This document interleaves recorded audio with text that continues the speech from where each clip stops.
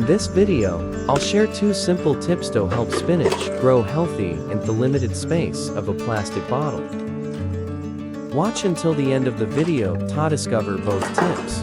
And if you have an even better tip, don't forget to share it in the comments so everyone can learn and benefit from part cow manure and 1 part rice husk ash. It's been 20 days. Now, let's transport the scenes together. Since rice water is rich in nutrients, I'm using it to water the seedlings. If you're enjoying this video so far, don't forget to subscribe so you won't miss more small space gardening tips.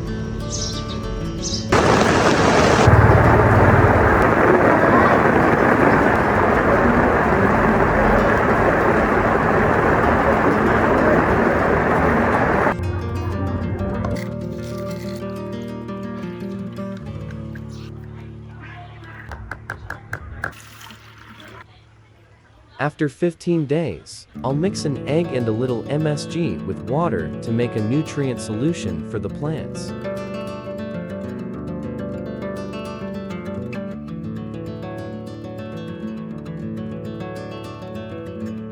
A few days later, you can already see the difference. My spinach looks much greener and is growing really well.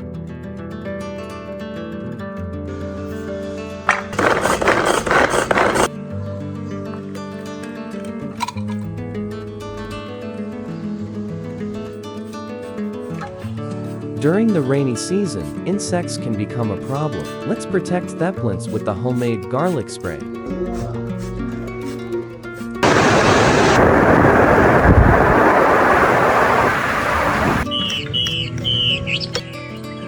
Unfortunately, the weather forecast is calling for a week of storms, so I have to harvest my young spinach earlier than planned.